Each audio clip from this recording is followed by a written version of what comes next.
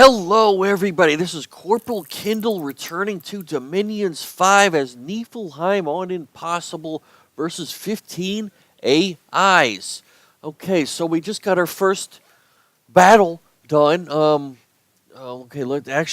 Before I forget, set the clock. Let me also get back to the full screen mode. Alt Enter. Alt Enter to get back to full screen mode. Okay. By the way, I was talking about forts. One interesting little thing, or the administration of forts. One other thing I want to add is that, and these provinces, for example, this province has a resources of 16. What's actually happened? This is kind of interesting the way this particular game works, but it's only showing in a province that does not have a fort. It only shows half of your resources.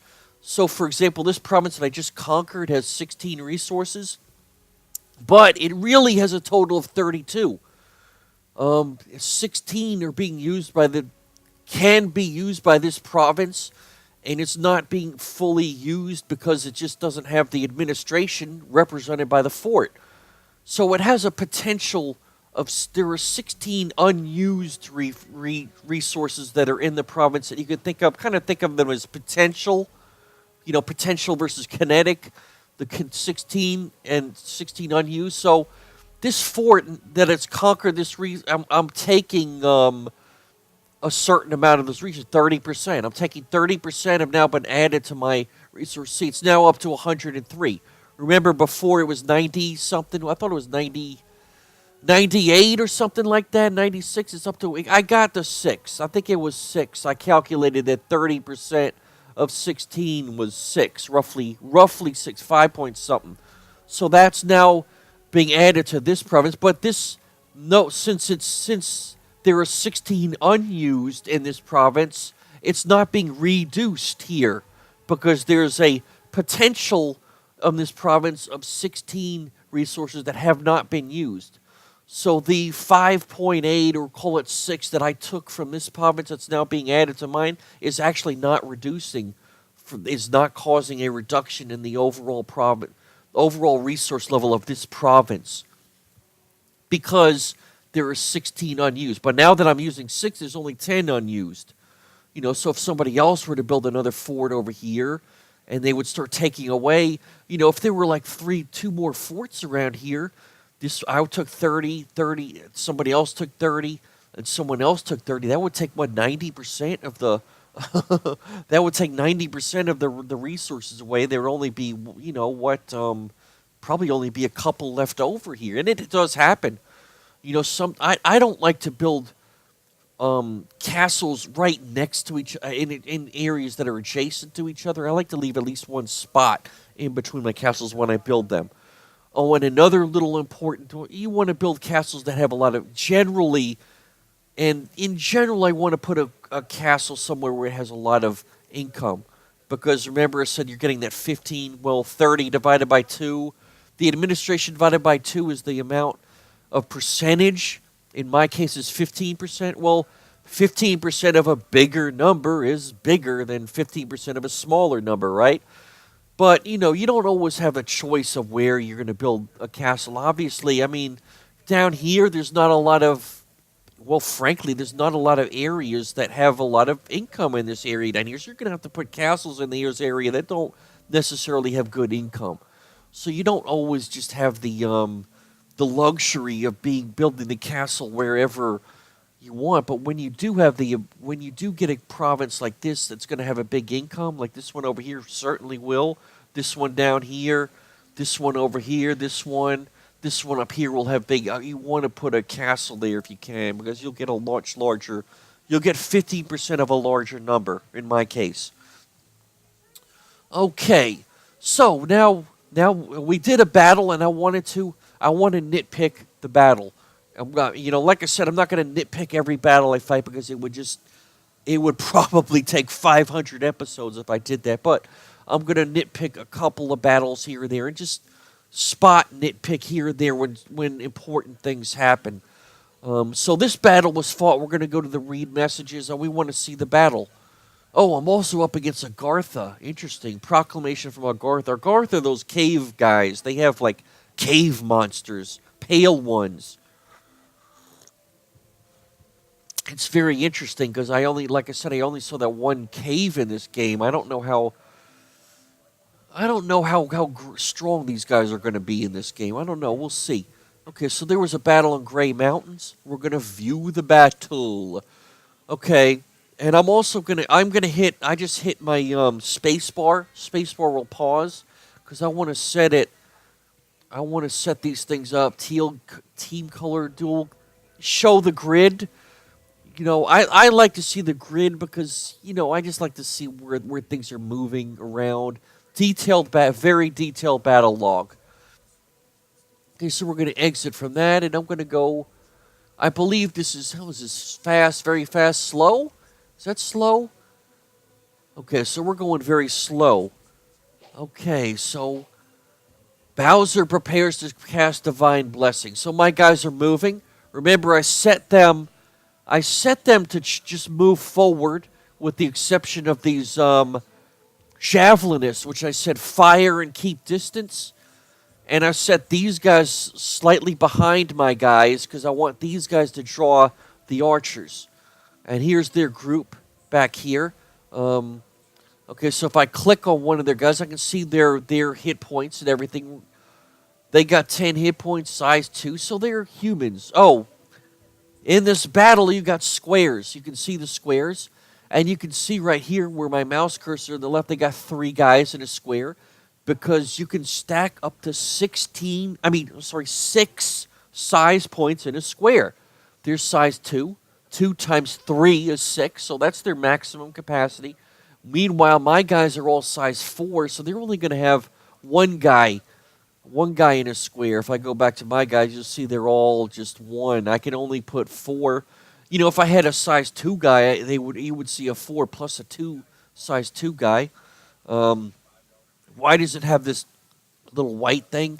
Probably, I'm not sure. I'm actually not sure what that is. Is that because it's showing my guys, or that they're preparing to get a bless or something? Okay, so I'm clicking on these guys. Let's click on his defense skill. Right now it's 11. You see, right now it's 11. Shield parry plus 4. Nothing else right here. So his defense, because I want to look at his defense skill, because after he casts the bless, you'll see it going up. But you can see that it's 11. And you can see that I have no reinvigoration. It's just fatigue and comforts. I only got 2 special symbols here. And my precision is 10. Defense 11 and 10. This was a javelinist. 11 and 10. Okay. So let's go back to my other guys now, or the enemy guys. So now they got these archers. Okay, so they got range 35 with a short bow, and their attack 10, and their pierce damage. Leather cap 7. They're really not very good. 7 now. So their attack skill is 8. Defense, poor protection, morale 8. But they got bows, so they're going to be peppering me with arrows. Based on their precision, they're going to shoot these arrows, and based on the precision, they may hit in a hex or my guy, or it could drift, or whether or not. So we'll see that. So let's go back, and we'll see their arrows flying. Okay, so you see their arrows, boom, boom, boom. I haven't got hit yet. Okay, so let's go back. Bowser prepares to cast Divine Blessing. Damage. Okay, they did hit. Damage roll. 9 plus 8. 9 plus 6. Interesting.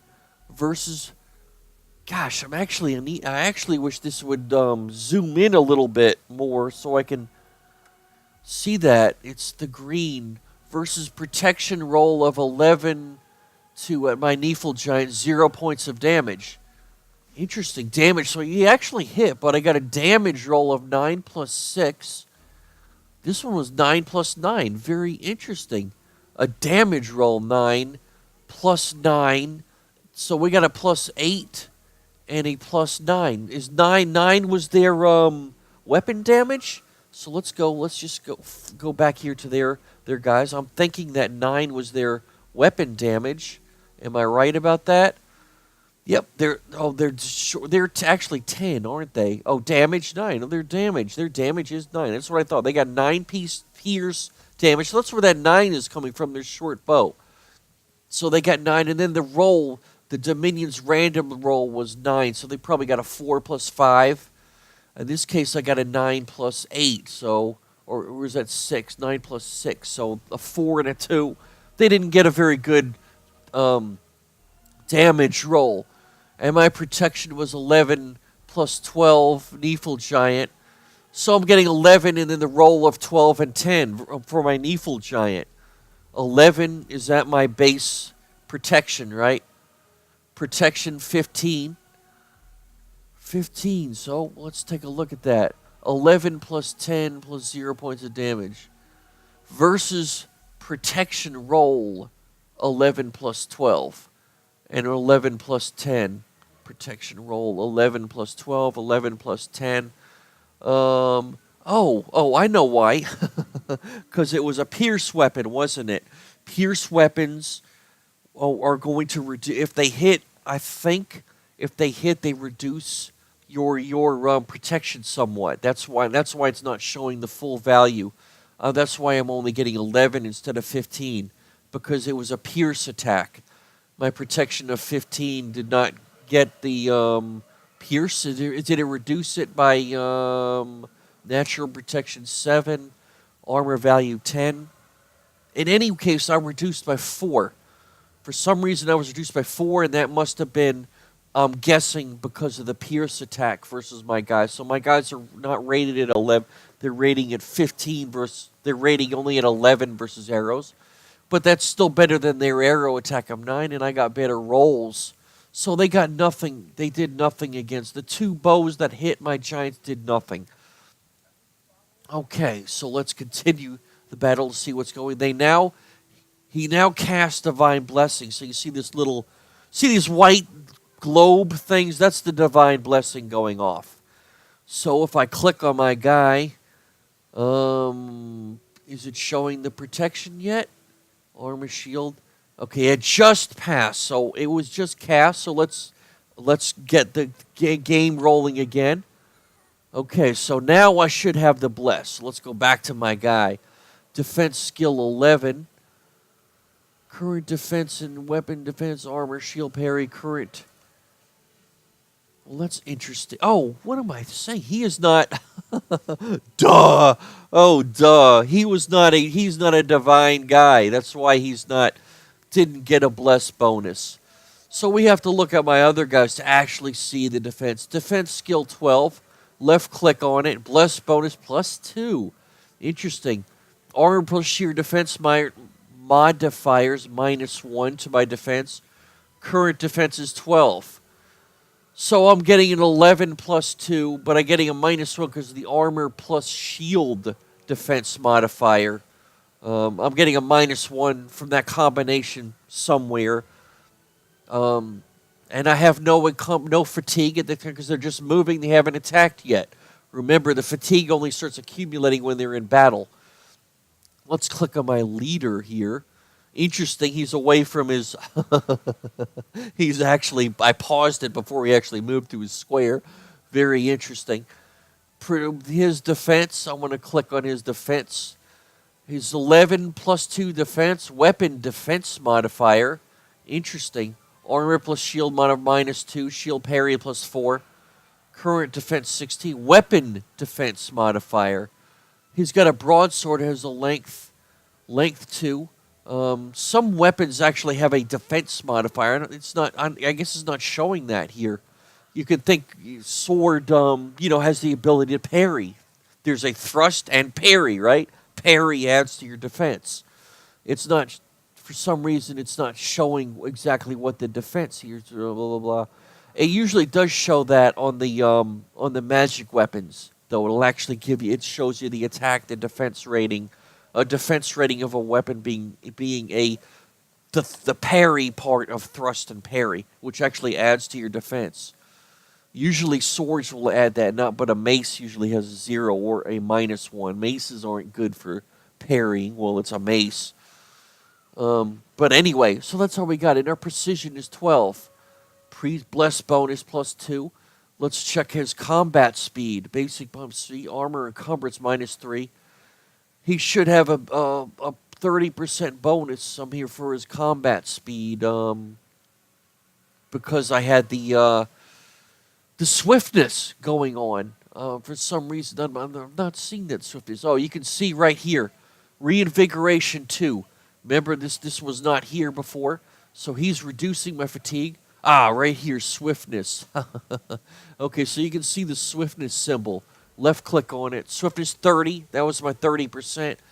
Gives extra movement speed in combat. Attack speed and map movement. Attack speed and map movement is not affected. Extra movement speed in combat.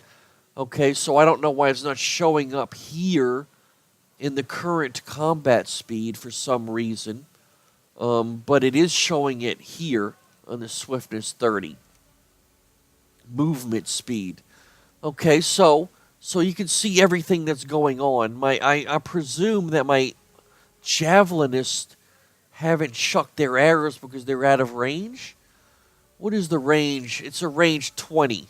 So, I'm going to, let's count hexes here. These are my javelinists over here. 1, 2, 3, 4, 5, 6, 7, 8, 9, 10, 11, 12, 13, 14, 15, 16, 17. Okay, so they're actually should be in range now of these militia guys. So I should see them starting to throw here in a minute. So let's take it off pause, see what happens. Okay, so my guys are still moving forward. Okay. Okay, so they're still firing their arrows. Did I get hit? Militia missed the Jarl. Militia hit the Jarl. Bowser prepares to cast Heavenly Fire. Attack roll of 20 versus Militia missed the Jarl. Attack roll of 20 versus defense roll 23. Interesting. Attack roll 15 versus defense roll 21. So that's just showing the rolls. Their guys are now swinging at my giants over here. One militia hit a Neifel giant. The shielded body with spear for 0 points of damage. All right. Attack roll 17 versus defense roll 17. Damage roll 12 plus 9. So 12 plus 9 for their militia. Where is their... The 12 is coming in plus 9. Where's the 9 coming in? Spear. Oh, damage 12 right here. So that's where the 12 is coming in. And it's a pierce damage. So it's going to reduce my defense to some extent. So that's where the 12 is. The 12 pierce damage plus 9 for the roll. Versus protection roll of 24 plus 11. 11 is my protection. Remember, it was reduced because it's pierce. Again, it's pierce, which is reducing my damage.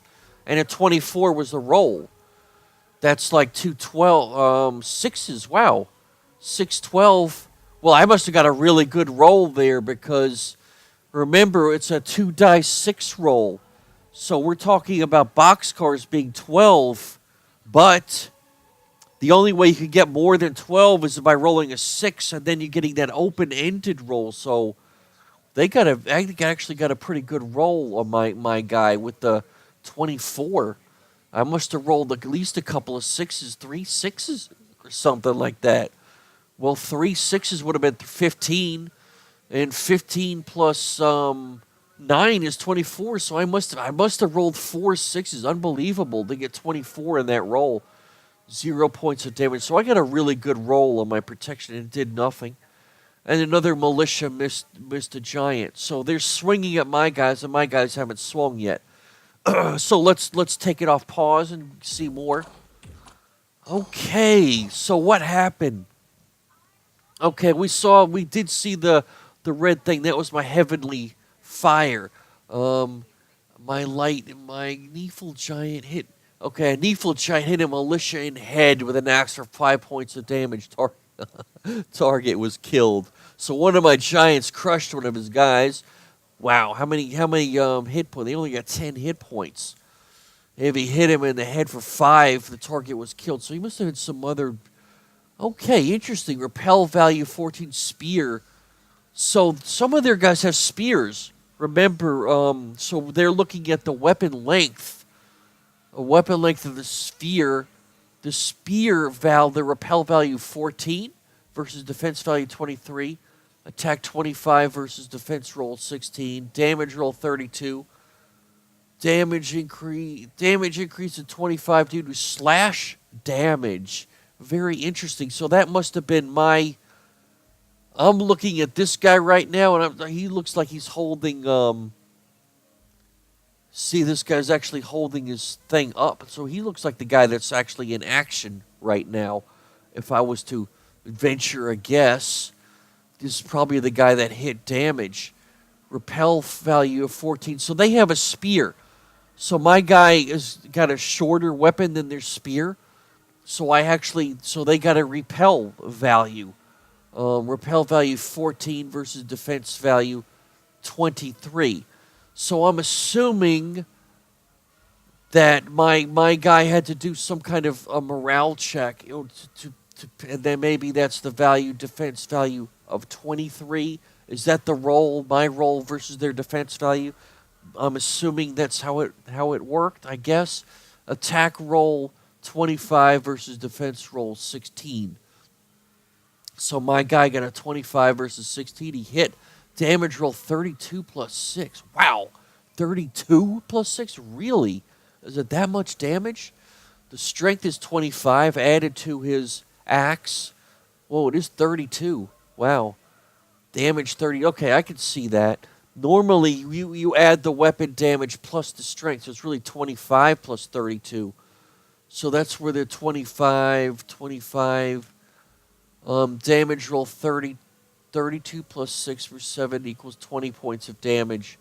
Damage increase to 25 due to slash damage, okay? That's got to be my strength to 32 plus 6 versus protection. 32 was the weapon, right? 6 must have been the... okay, 6 versus protection. 7... 11. Where did the extra 6? Did that come from slash? Extra coming from my slash damage increased to 25 due to slash damage. That's interesting. Because what I'm thinking, it was increased to 25 due to my strength. So I'm wondering if that's what they actually meant. 25 due to strength, whereas the 32 plus 6 was slash. Slash should reduce their protection. Damage exceeded maximum possible to in hit area, reduced to 5 points of damage. Exceeded maximum possible in hit area, reduced to 5, probably because they only had 5 damage less, I guess. Damage roll 22 plus 8 versus protection roll 4 plus 5 on militia equals 21 points of damage. So basically, you can see that these rolls are happening in the background. This is the background where the rolls are happening, and you can sort of follow it by nitpicking everything, and you can see the damage rolls, the attack rolls being taken place with the dice rolls. It's not actually saying which one's the dice rolls, the damage rolls. And in a way it is. It's saying the 20 damage increase to 25 damage roll. In this case, 32 plus 6 versus protection roll. 32 we know was that weapon. 32 because his weapon right here does 32 points of slash damage. So that's where that's coming from. Okay, now where my holy fire landed, I don't know. I went a little bit too fast. So let's go. So we'll see what's happening. You can see my guys right here were scripted to hit the rear, most guys. Their arrows are falling. Okay, right here, interesting. We're looking at this guy. Fatigue is ramping up on these guys because of my chill effect. See how this guy has this weird color right here? That's because of the chill aura, which is kicking in. He's got 1 fatigue. I want to point that out big time. See how much fatigue they're getting? The fatigue is ramping up on these guys because of that chill. That's all because of that chill effect. Fatigue 31. Click on one of these guys. Fatigue 18. This guy is fatigue 15. This guy only has 2. He hasn't got affected so much. This guy's 18. Click on one of these guys. I mean, we're looking at 39 fatigue Remember, this fatigue is being subtracted. Is it? I believe it's 1 for 10 is being subtracted from the attack, and 1 for 20 for the defense. So, for example, 1 for 10, 30 is 3 10. So 3 is being subtracted from the attack. 1 for 20, he's got 30. That's 1. Well, if he was at 40, it would be minus 2. 20, 30 is only 1 multiple of 20. 40 would have been 2 multiples of 20. So it's only 1 multiple. He's subtracting 1 from his defense skill, making it easier to hit him. So that's how the fatigue is kicking in on these guys really badly. I'm just freezing them to death. I'm freezing them to death. This thing is, his morale is down to 8. It's in red here for some reason. Let's left click. Routing. Well, there you go. So this guy broke. He is routing. Okay, his morale is in red. So their guys have taken some damage, and now they're getting morale checks. When they take certain amount of damage and they fail their morale checks, they rout. So you're seeing that. I mean, you can easily see this huge amount of fatigue that's being inflicted on. That's one of the really strong points of these guys, is that chill aura. It's really kicking into effect. Of course, now these guys on this end of the field, these guys over here, let's click on them. They don't have as much fatigue. This guy only has 3. He's got 0. He's got 3. And this guy has 3. Very interesting. So they don't have as much fatigue going on. Their encumbrance is only 4, right? Melee, basic encumbrance 3, melee encumbrance is 4.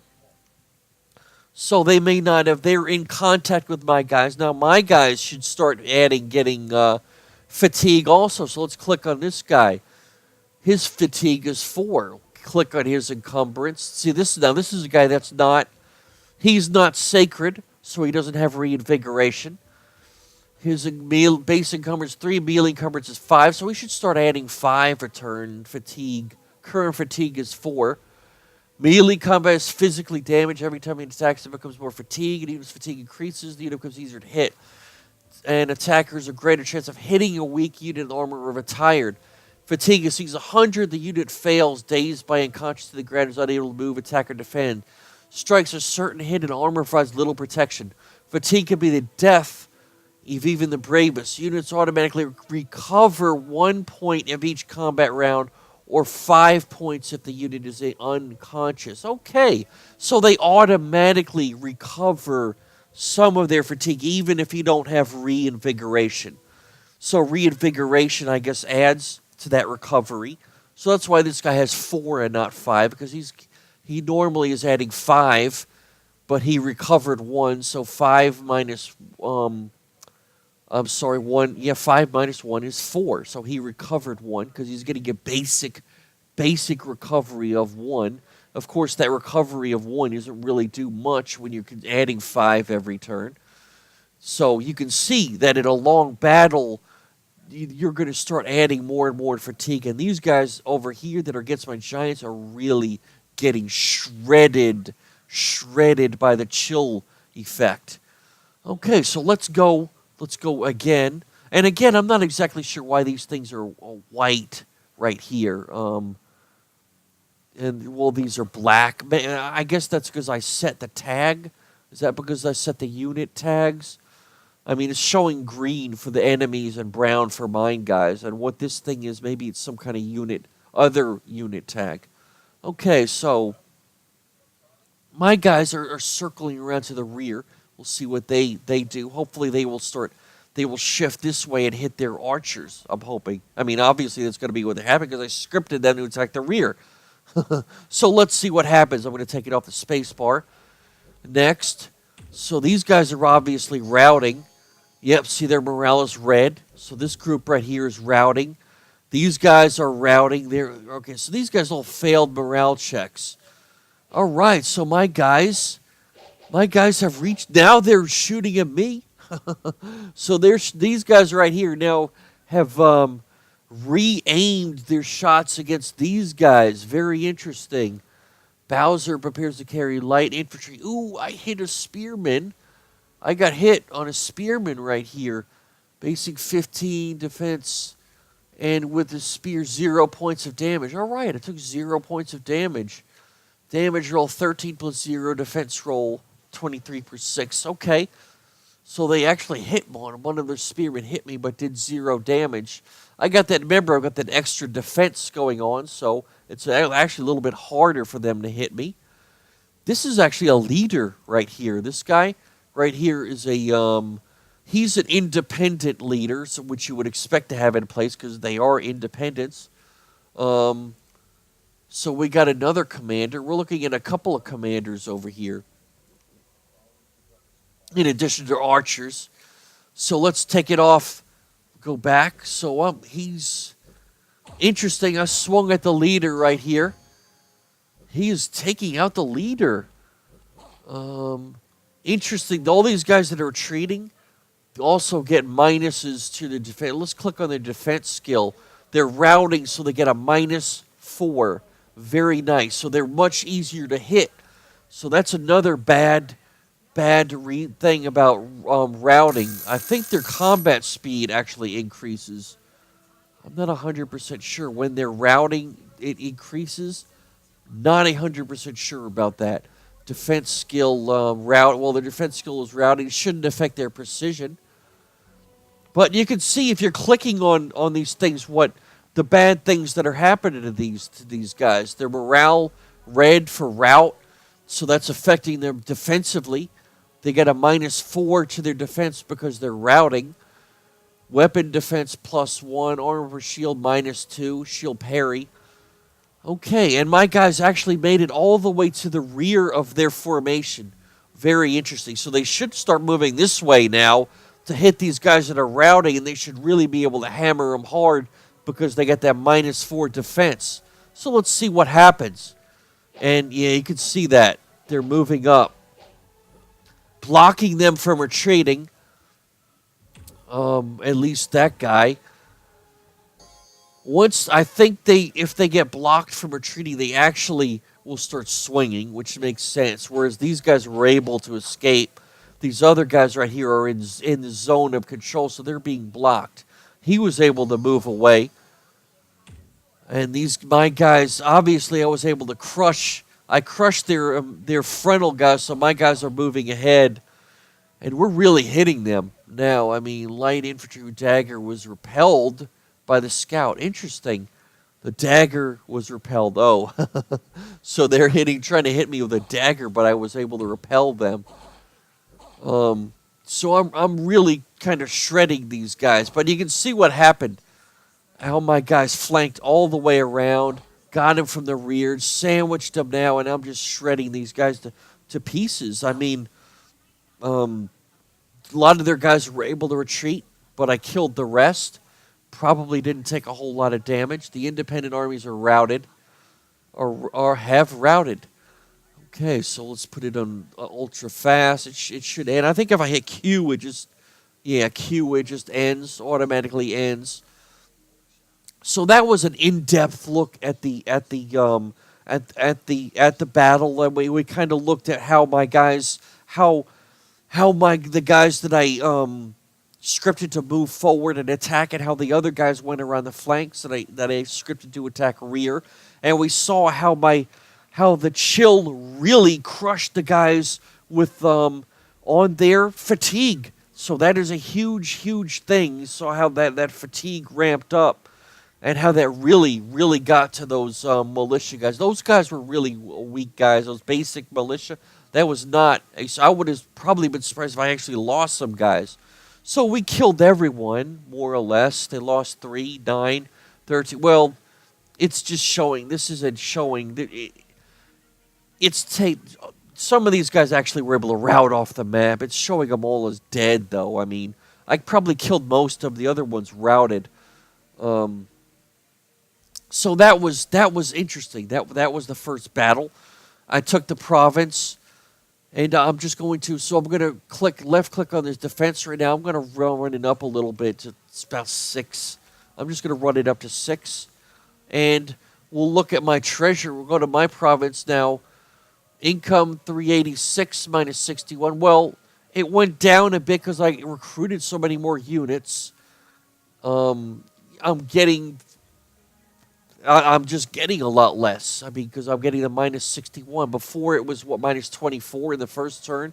So you can see that it's increased a lot. However, I've also noticed that it's also summer. My, in the summer with your cold scales, notice that my cold scale and my capital is only 1. So what's happening is my income is actually decreasing because the summer reduced my cold to 1. And that's why I'm down. Even though I conquered, I am losing income. That's another bad effect, by the way. When you have nations that are cold nations or hot nations in the winter, I'm a cold nation, but it's now the summer.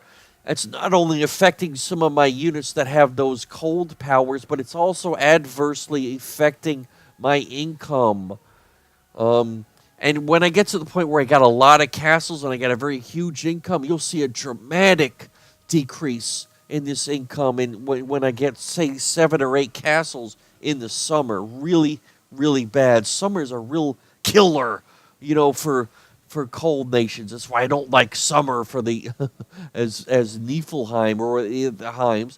And the same thing happens to those hot nations like what is it, Lanka? I think Lanka is the hot nation. They're the demon nations that have the hot mages. And there's another one. I can't. Oh, what is it right offhand? Lanka, Abyssia. I think it's Abyssia. Abyssia and Lanka, if I'm not mistaken, are the 2 hot nations. But we did come out of it we took something here. We took this colony. I don't want to be able to go around. Next turn, I'm probably gonna I'm going to group up with these 2 guys and probably attack this province. Okay, so that was a battle. I hope everybody got a pretty good feel for new people of how to, what you're setting up on these battles and how to use everything. How I used the bless, how I used my giants, that chill effect right in the center of the line to really, really fatigue out their main line of defense, which was those weak militias, and I just took them apart. So that's what happened. Okay, so let's just okay. Well, let me actually finish up. The bell went off. Doggone it. Let's rename this guy, or I'm gonna name him Bigsby. Bigsby. Got another leader, and I got 1, 2, 3. I got 4. I'm gonna name him F. He is at F, isn't he? R, because we're at D. Oh, I'm sorry, D E. B C D E. E. Okay, because my last guy I built was D, wasn't him? A B C D. Okay, so we killed a lot of guys. I don't have any experience left. You'll see some of these guys will start gaining experience. There'll be a little white, a yellow star and a red star will start appearing on these guys as they come up. The yellow star is just experience. They actually gain experience. All your guys are actually unique in this game, are unique guys, and they model they keep track of how many things they kill, and they gain experience, and the experience bonuses will start adding to their stats. Guys that actually get in the top 10 list, if you go to the stats, the Hall of Fame? Hall of Fame. Okay, there's a couple of guys in the Hall of Fame already. So we got Victor and Melancora. Victor from these guys, the god of Lanka. Victor the villain is a follower of Peladon, the god of Lanka. So he was actually, this was the doggone he was the Victor's villains. He was the the leader, what do you call it? The mercenary leader. He actually got in the Hall of Fame. That is funny. He killed 1 and he's got a 47 experience. Melancora, stories will be told about Melancora, the Marrow chieftain, and his lightning reflexes. Okay, he is part of, wow, interesting, Calum? Yeah, he's a Calum. Calum. Okay, those are the aerial guys. He's got 36 experience. So we got 2 out of our 15 that are up there, but they're not one of ours. I can assure you that our guys are going to be getting up there soon. That was just the first battle. A lot of my guys killed guys. Okay, so I'm going to have to call it here for the because the bell went off. I don't want this episode to get too long. It's getting later, so this is the last episode I'm going to do tonight. So we're going to go to Alt-Enter to get to Winnowise mode. Before I forget, let me go to the options and save. I want to make sure I save. I do not want to forget to save. So we're going to save game, and quit. Save game. Wow, did it already save? Well, it should have saved. Let me just be sure about that. RK3 was my save. Play game. Okay, there was a battle in great, and that was my battle. Okay, so it did properly. I just want to make sure, double check that, because this is the first time I'm actually saving this particular game, RK3. So it did save. We're saved right where we want. I guess we're on turn 4 now. Let me just be sure right there. So what are we at? Oh, for God's sake. Okay, summer in year 0, summer. So we started in spring, late spring, summer. So this is actually turn 3. I guess this is turn 3. So let us get back to put us on the OBS, and I want to end there. This has been, I hope everybody has a great day. This has been Corporal Kindel. We're signing off for Dominions 5 as Neifelheim on Impossible versus 15 AI. This is late summer. Did I say late? Early summer. I'm sorry, early summer in year 0 of the Ascension Wars. I believe is turn 3. First battle was won. And that's where I'm going to stop right now. So I hope everybody has a great day. Take it easy. And this is going to be the last episode I'm doing tonight. It's already 10:15. So I'll do some more episodes tomorrow and Sunday. So I hope everybody has a great day. And I'll see you all for the next episode. I hope everybody tunes in. Take it easy. Bye.